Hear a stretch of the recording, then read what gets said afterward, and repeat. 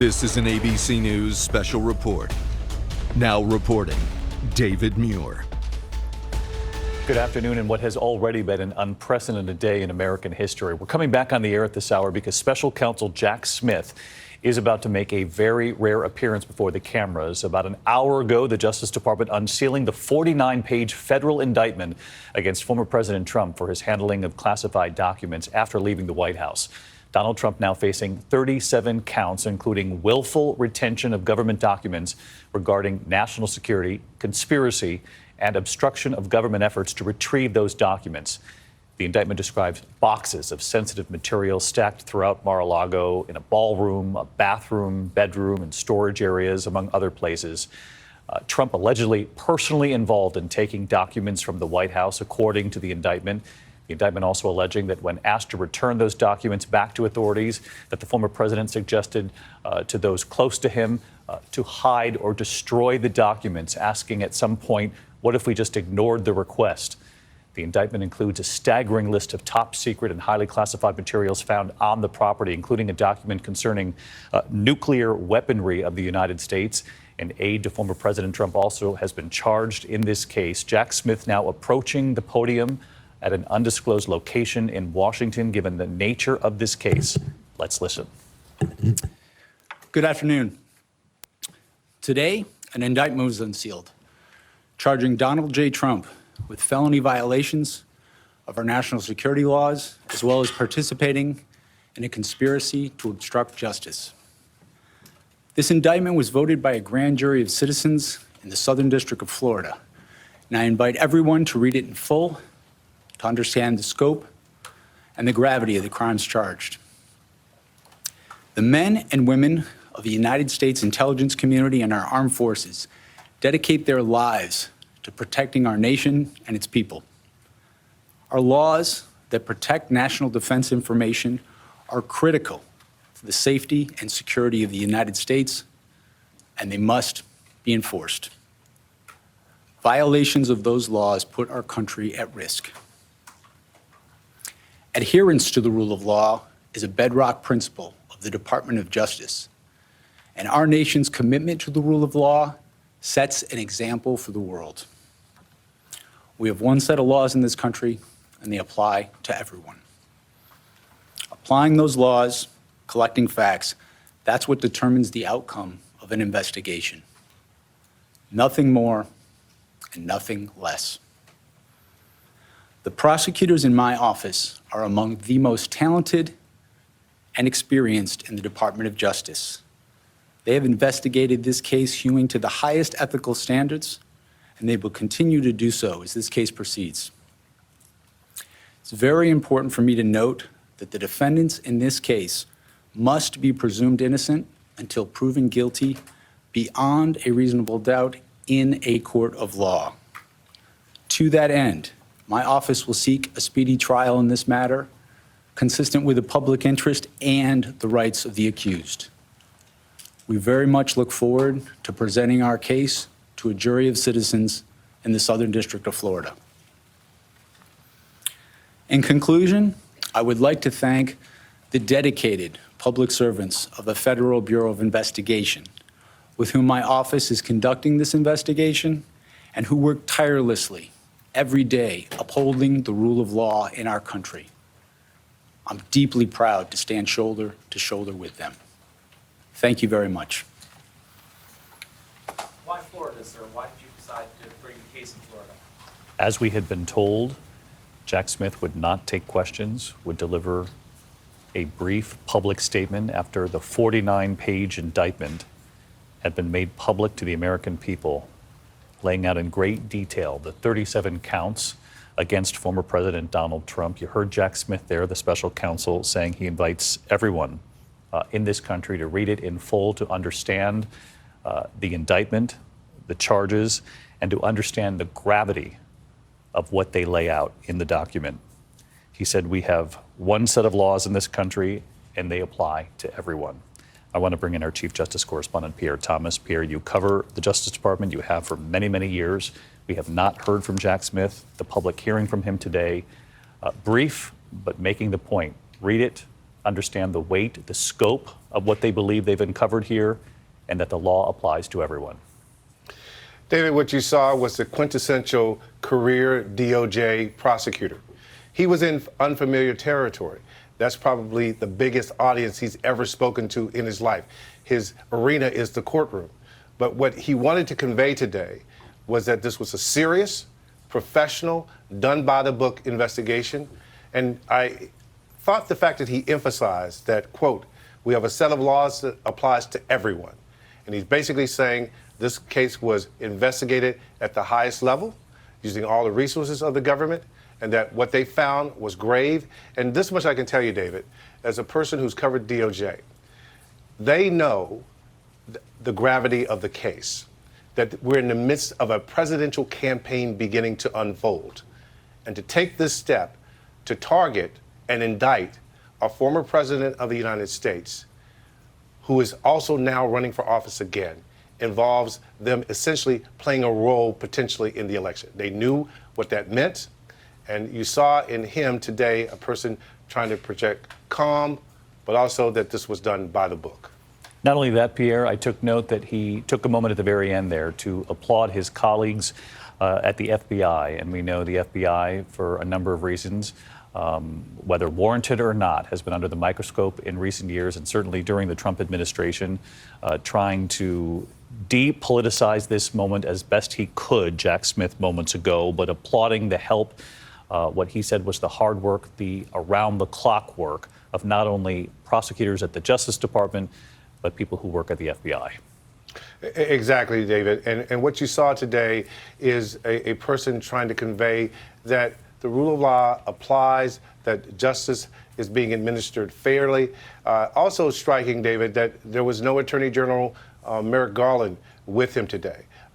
That was on purpose. They wanted to portray him as the person who's solely been in charge of overseeing this investigation. And David, his background as a person, he started as a local prosecutor, made his way to the Justice Department, became a career prosecutor there. He headed the public integrity section of the Justice Department, which the job of that group is to investigate potentially corrupt politicians. He most recently served as the chief prosecutor at The Hague investigating war crimes. So this is a person, again, who's been behind the scenes pursuing sometimes big cases, but never anything of this magnitude. No question about that. In fact, the country has never witnessed what we're witnessing here today. Pierre Thomas. Pierre, thank you. We'll come back to you if and when we need to, the moment you learn any more information. Again, a statement delivered by Jack Smith moments ago, and this was a key line as well. He said, this indictment was voted by a grand jury of the citizens of the Southern District of Florida. Again, pointing out that these were members of the public at large, American people who voted on these charges. And he went on to say, I invite everyone to read it in full, this indictment, this 49-page indictment, to, quote, understand the scope and the gravity of the crimes charged. Let's bring in our chief legal analyst, Dan Abrams. Dan, what did you make of the statement from Jack Smith? And again, how important is it that he pointed out that this was Americans, a grand jury of citizens in the Southern District of Florida, which is now where we know this will play out? Yeah, so two things. Number one, I was reminded, struck maybe even a little bit, just by his reminding the American public about the presumption of innocence. Yes, that is not some sort of shocking revelation that he's announced it, but I think it's part of the tone that he's trying to set here. And this goes to Pierre's point, that he's trying to make the point, we are going to do this one by the books. We are not going to implicate Donald Trump in the court of public opinion. We're not going to attack him in this press conference. We're not going to insult him in this press conference. We are telling you, go read the indictment, but remember that as a legal matter, he is presumed innocent. And I think that that was a very careful and very intentional effort. Now, with regard to the Southern District of Florida, this is a small win for the Trump team, that this case was brought in the Southern District of Florida as opposed to Washington, D.C. Is there an argument they could have made about why it should be brought in Washington, D.C.? Yes, there was. But there no doubt would have been a legal effort by the Trump team to move the case to Florida. And they might have won it, or they might have even gotten the case dismissed. And so I think that they erred on the side of caution, which is when you read the indictment, almost all of the actions taken, the alleged crimes, were committed at Mar-a-Lago in the Southern District of Florida.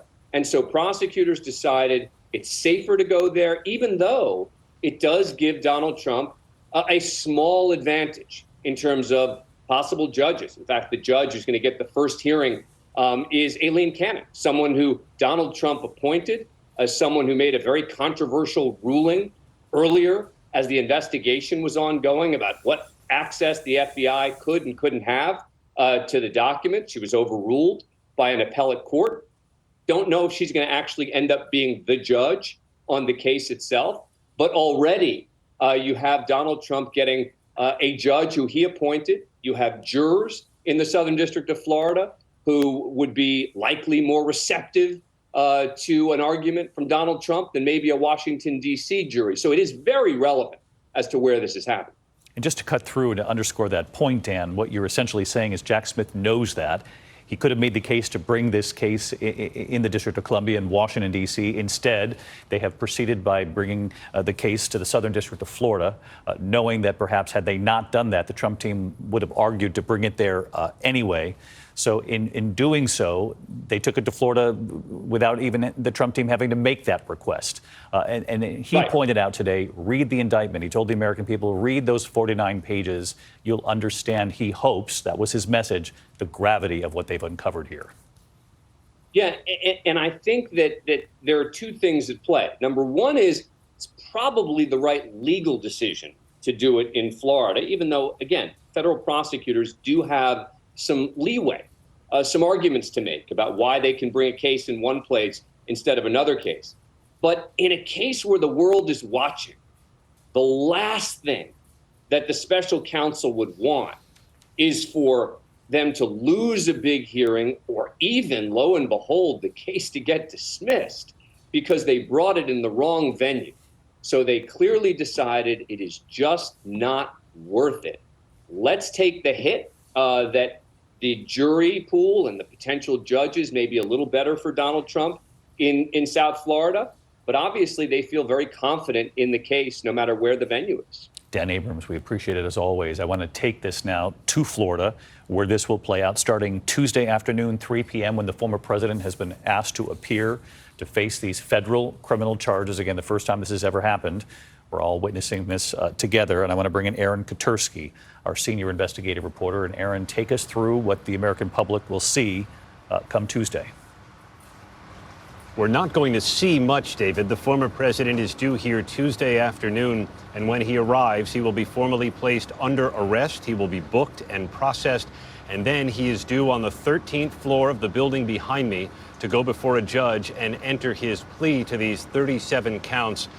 Based on his reaction to the charges so far, we assume that plea is going to be not guilty, and that will begin the speedy trial clock that Jack Smith talked about to try to get this case to some kind of resolution. How quickly it can be done, who knows? In prior cases, delay tactics have been a hallmark of the Trump legal strategy, but he is going to be working with new lawyers because the two lawyers of his that were handling this case resigned today following news of the indictment.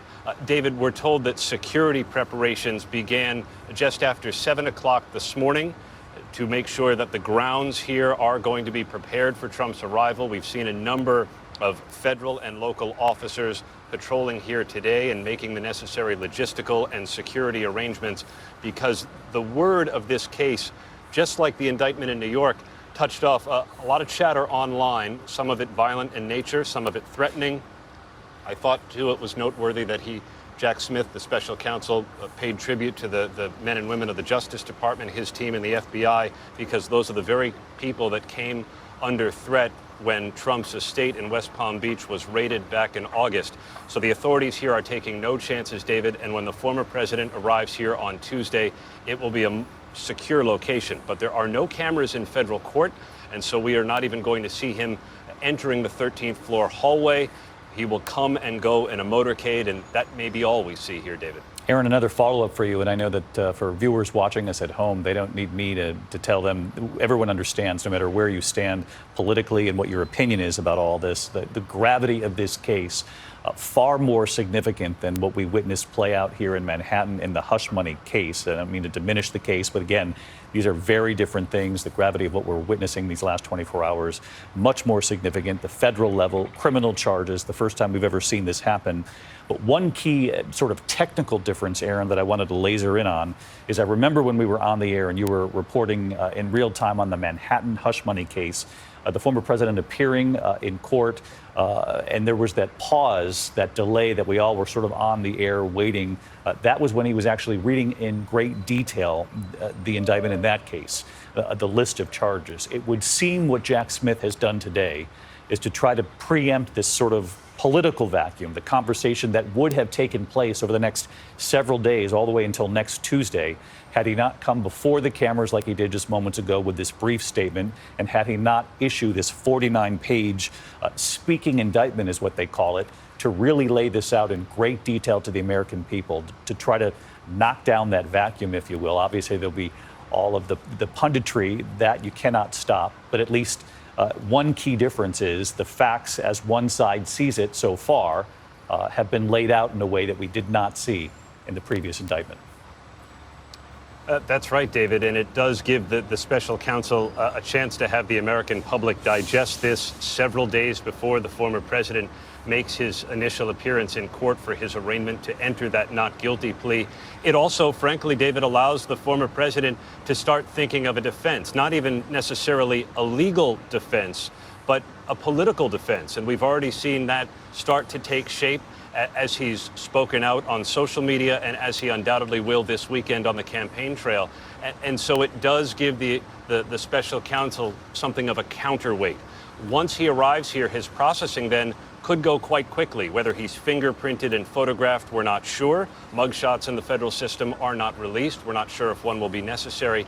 And then he is, in all likelihood, going to appear in court very quickly. Where he will be processed is across the street from the main courthouse here behind me. All of these buildings are connected underground, so in all likelihood, we will not see the former president outside at all during his arraignment on Tuesday, David. And Aaron, just a reminder, viewers, if you will, again, there's always so much talk about political strategy when it comes to Donald Trump. For years, even before he became the president, during the Trump administration, and then thereafter. But putting political strategy aside, just remind everyone, if you will, the weight of the charges that have been listed in great detail here, these 37 counts. Political strategy will be very important, I'm sure, to the Trump team, but he faces a significant legal threat here. The legal threat here, he'll have to take into account, certainly. It's much more serious than any sort of political strategy. I was talking to one attorney who had been involved in consulting with former President Trump at one point, asked him what he thought about the indictment, and he just sent me a message to say it's bad. And you heard Special Counsel Jack Smith outline why. He said violations of national security law put the country at risk. And in the view of the special counsel, the charged conduct here seems to have put the country at risk. The former president's supporters and defenders may not agree with that, but the special counsel believes he's not only on firm footing with the law, but has the intent of former President Trump to willfully disregard it behind him. And that is the case that he says he looks forward to presenting to the citizens here in South Florida when the time comes. And again, a presumption of innocence. We have said that repeatedly in our coverage, and you heard Jack Smith say that himself. Dan Abrams making that point as well. But again, Aaron Katersky, the potential punishment here, and I don't want to get ahead of ourselves at all, but when you look at the seriousness of these charges, the potential punishment here could be significant. That's yet another distinction from his indictment in state court in Manhattan, David, where he faces 34 felony counts of falsifying business records. It's hard to imagine the former president facing any prison time in New York. Here, the charges under the Espionage Act and under some of the obstruction statutes that have been laid out by the special counsel are punishable in theory by decades in prison should the former president be convicted. Aaron Katersky outside the federal courthouse, where we will see Donald Trump next Tuesday, 3 p.m., presenting himself before the judge. in this case, this 37-count indictment, an additional count for one of his close aides. I want to bring in our chief Washington correspondent, Jonathan Karl, because, John, you heard Jack Smith there essentially invite the American people to read through this 49-page indictment to understand the gravity, was the word he used, of the situation and of the evidence that has been gathered. You have been to Mar-a-Lago several times to interview the former president. You know the grounds, you know the very public setting, the nature of this. When Americans do read this indictment, when they get a chance and they see the reporting on it, just the images from inside Mar-a-Lago, the boxes, the locations, it's sort of stunning in scope. It really, first of all, Jack Smith outlines the sensitivity of these documents. Documents that outline the military capability of the United States and our allies, and also the military vulnerabilities of the United States and our allies. Details about the U.S. nuclear programs, and then look where the documents were, according to Jack Smith. He talks about them being in the ballroom. We've seen that photograph. The boxes stretch out in that ballroom. I've been in that ballroom countless times for events at Mar-a-Lago. Also in a bathroom, in a shower. Documents found in a shower, in an office space. We know that from our own reporting to be his office space on the second floor in Mar-a-Lago. In his bedroom, documents found, and in a storage room. One of the images that strikes me in the indictment is a photograph that we learn from what Jack Smith writes here, that it was on the phone of Walt Nauta, his personal assistant, who is also charged in this case.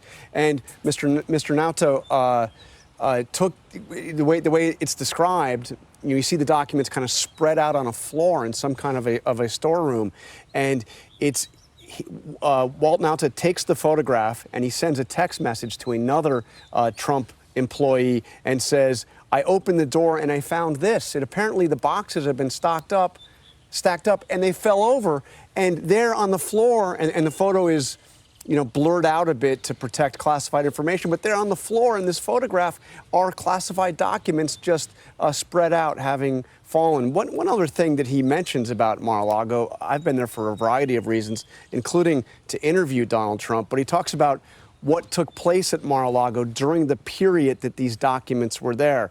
And he says that there were more than 150 social events, including weddings, movie premieres, and fundraisers that drew together tens of thousands of guests at that facility. It's not a very big place. At that place where you had some highly sensitive classified documents strewn out over various rooms at the club. John, you talk about Walt Nauta, the advisor, who's also included in this indictment, one count he now faces. And I just want to ask you about this because in the indictment, prosecutors describe another text. You were talking about one there in particular from Walt Nauta. There's another one, a text exchange between Walt Nauta and a Trump employee, during which Nauta says that Trump was tracking several of the boxes of documents and planned to go through them and asked for new covers for these boxes. And here was the text. He's tracking the boxes, more to follow today on whether he wants to go through more today or tomorrow. Another text from Nauta on January 2022 revealed that Trump was asking for new covers for the boxes. One thing he asked for with the new covers for the boxes, that's Monday morning. Can we get new box covers before giving these to him on Monday? They have too much writing on them. But again, this talks about, and it's an allegation here, and obviously the president will make his case, but the allegation here, and this is just one of so many descriptions of interactions with the former president, is that he was heavily involved with these boxes, with these documents, fully aware. And with directing his employees, in that case, Walt Nauta, and also his attorneys, to conceal these documents, to prevent prosecutors from getting their hands on them, even after they had been subpoenaed. There's another a section of the indictment that talks about Walt Nauta being directed to move some of the boxes to the Trump airplane in June of 2022. So before before that search warrant at Mar-a-Lago was exercised, that was in August, there were some of these documents that were boxes that were moved to the Trump airplane for Trump apparently to take with him when he went up north, as he does for the summer, to his club in Bedminster. Clearly, and by the way, one thing that's interesting there that I'm sure is catching Trump's attention is they say the reason they know that is from surveillance footage, from the surveillance cameras, the security cameras at Mar-a-Lago. So you see that the prosecutors have had access to the images and the messages on his close personal aide's cell phone, also access to the video from his own security cameras at Mar-a-Lago. They can develop a pretty clear picture of what happened here. One other note, David, on Walt Nauta. He was the valet in the White House, a Navy veteran. He came up in the January 6th investigation because he was the person who first informed Donald Trump that there was an attack underway at the U.S. Capitol. He was the person that greeted Trump in the Oval Office when Trump returned from the speech he had that morning, and told him that he was unable to watch his speech because the television coverage had been interrupted to show the attack on the Capitol. So he's, somebody who has had a very close proximity to Donald Trump at the center of both of these investigations, the one we're talking about now, the documents investigation, but also the January 6th investigation.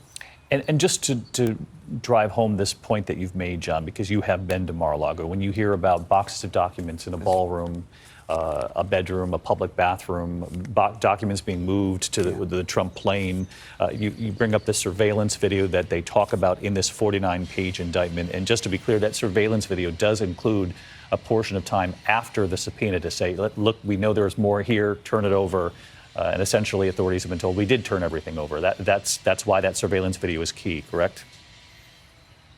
Yes. In fact, what I described going to the plane was when the FBI and representatives from the Justice Department had visited Mar-a-Lago to meet with the attorneys to go over what documents had been in their possession. This is before the investigation turned to a more hostile phase where they had to actually get a search warrant to come in and do that surprise search in August of Mar-a-Lago. And those boxes were moved just as Trump is meeting with the FBI to say, okay, here's what I have. You can take a look with my attorney's presence. Well, some of those boxes, according to this indictment, had been moved by his close personal aide to his airplane, and that process was captured, at least part of it, by those surveillance cameras. John Carl with us here this afternoon. John, thank you as always. John Santucci, who has covered Donald Trump, the presidency, the candidate before.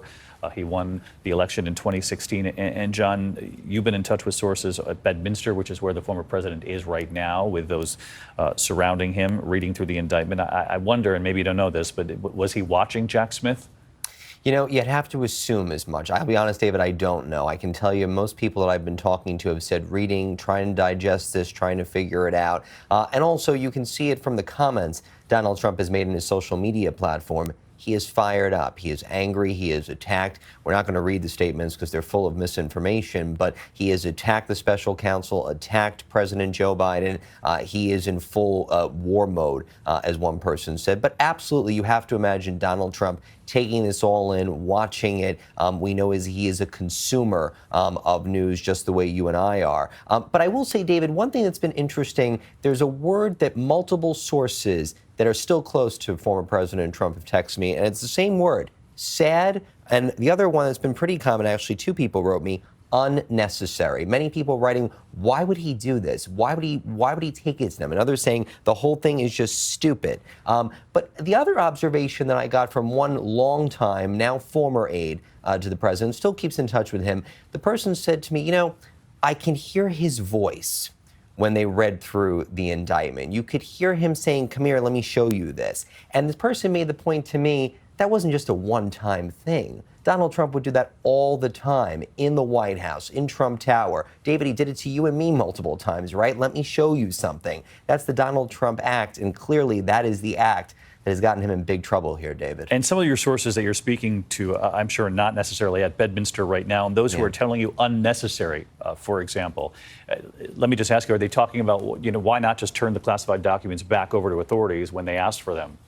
Yeah, I think they're talking about both things, right? It's unnecessary why did you take all of this stuff? I mean, many people over the years have made the comment to me about Donald Trump, the hoarder, that he has kept things. I remember being in the 26th floor of Trump Tower and seeing the stacks of things that were just accumulated, and you couldn't even find a room to stand, actually, when you're in the room. It's rather hard because it's full of magazines, clippings, photos he's kept, memorabilia. I mean, Pierre used the word earlier, and I agree with it, trophies, things he wants to show off to people.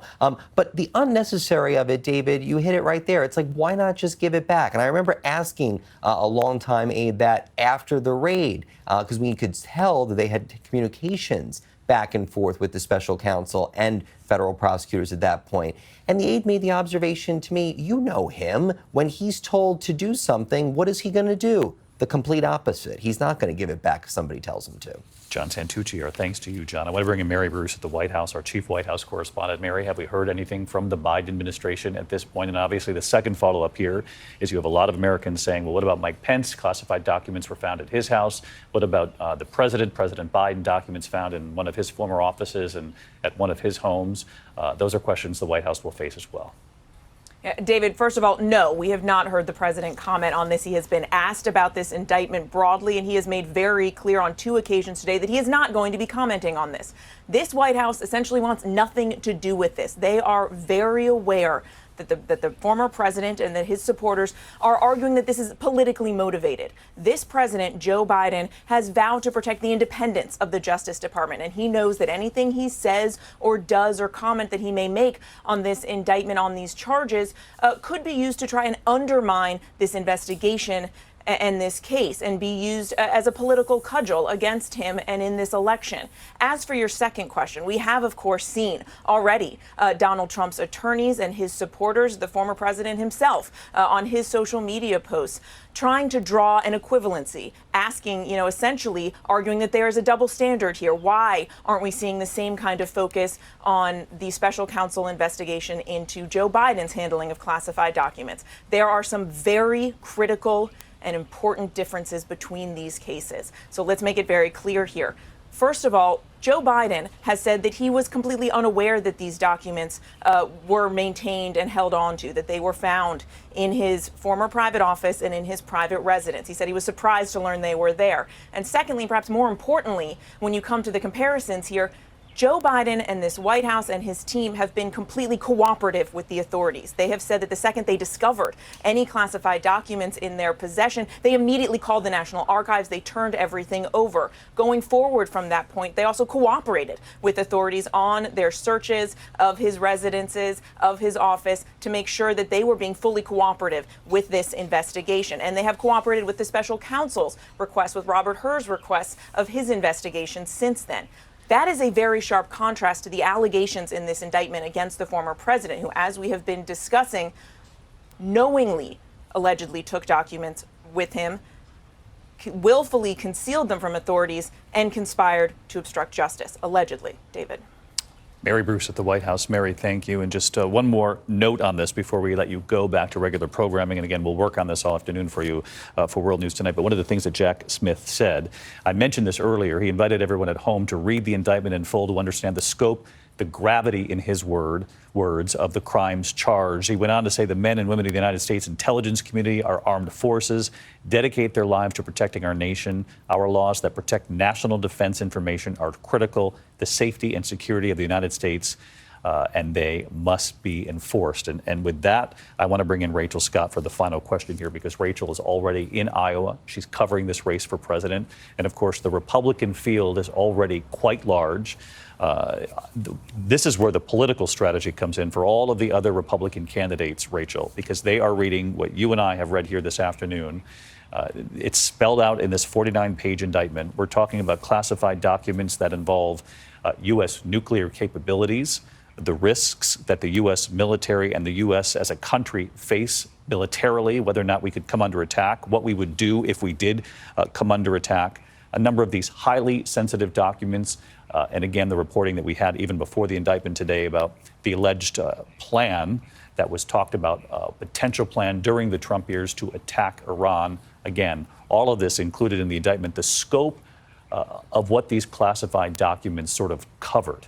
So having said that, I know that you and the political team have reached out to every single one of these Republican campaigns this afternoon to ask them, are they comfortable with a former president holding on to classified information, in particular, the information that involves our nuclear capabilities, our nuclear secrets, our military capabilities, and the potential threats we face as a country? David, our political team has put that question to every single Republican campaign today, asking them if they believe it is appropriate for the former president to have and hold on to these sensitive documents, including U.S. nuclear capabilities, and whether they believe the indictment is justified. So far, words still trying to come in at this point because a lot of these candidates are doing what the former president is doing, what you and I are doing, what the American people are doing, and they are reading through this indictment for themselves. What we do know is that these Republican candidates so far have tried to walk a very fine line, not quick to criticize the former president. His own former vice president, Mike Pence, told me that he does believe there needs to be new leadership, but he also said that an indictment would further divide the country. He called the calls to sort of suspend Donald Trump's campaign premature. Former New Jersey Governor Chris Christie, former prosecutor himself, wants to read through the details of this, and we will see what he has to say. He says that no one is above the law. What is clear, David, at this point is that Donald Trump can still continue his third campaign. He can still run for president. He's fundraising off of this. He has campaign events tomorrow. What is not clear is whether or not anything that is in this indictment, whether or not any of these counts that the former president is facing is going to change the way the Republican Party feels about him, the way Republican voters feel about him, or what Republican candidates are saying about him, David. Yeah, and that's the central question, at least politically, and for your beat, Rachel, right, is whether or not these Republican candidates who obviously want to beat Donald Trump for the nomination, but who want to hold on, hopefully convince many of Donald Trump's supporters to somehow come their way over the course of this primary, whether or not they're going to be able to answer this question straightforward, in a straightforward fashion from you and the political team, and I'm sure from other reporters too. Bottom line, are they comfortable with the former president holding on to classified documents, allegedly, that include our nuclear capabilities and the risk we face as a country to come under military attack and what those responses would be? And again, those are just a couple of the examples. It's going to be really fascinating to see how they politically find a way to try to answer that question, given the gravity of what we're witnessing today. It certainly will be, David, and they will have to answer this question directly. A lot of them have been playing this wait and see approach, wait to see what's in the indictment before coming forward and commenting on it. Well, now we have it. The American people have it. We have it. The candidates themselves have it. And they are going to be getting a lot of questions about this on the campaign trail, David. It's going to be a big question moving forward. Rachel Scott, our thanks to you. I want to give the final word to Martha Raddatz, standing by live in Washington. Martha, you and I have been watching this unfold together here this afternoon. And of course, the gravity of the moment. You could see it in Jack Smith's face, someone who does not come before the cameras. We had not heard from him until now. He knows he's a political target. But as we said earlier, going out of his way to say he needs to be presumed innocent until proven guilty, but that we will, in front of the American people, make this case, 49-page indictment today, and the rest of the legal process to come. But given the scope and nature of these 37 counts, you know, we have said over and over again that we have never seen anything like this before, but the weight of this truly is extraordinary, Martha. It truly is, David. And you've said again and again today that it was surprisingly serious. This was far more serious than any of us thought. Nuclear capabilities, possibly giving up human sources. This is the kind of information that the Russians would pay for, that they've paid for spies in the past. I'm not saying that Donald Trump is giving away this information to foreign countries on purpose. But what I am saying is having that lay around and having it available to almost anyone could not be more serious. When people write books, they have to get permission if they have been in the government, if they have maintained secrets. You don't go talking about them at cocktail parties. You never talk about them. Once secret, always secret. So you can't talk about classified information, and you certainly can't take it home. Right now, we have Jack Teixeira in jail up in Massachusetts because he shared classified information. Earlier this year, an Air Force officer was sentenced to 3 years in prison for taking home classified documents. That tells you just how serious this is. And we have a former president of the United States charged with the same thing. Martha Raddatz in our Washington Bureau. Martha, our thanks to you and to the entire team this afternoon and their great care in reporting this out. Our coverage continues on ABC News Live, abcnews.com. I'll, of course, be back with the entire team for World News Tonight a little later this afternoon. I'm David Muir in New York. Until then, good day.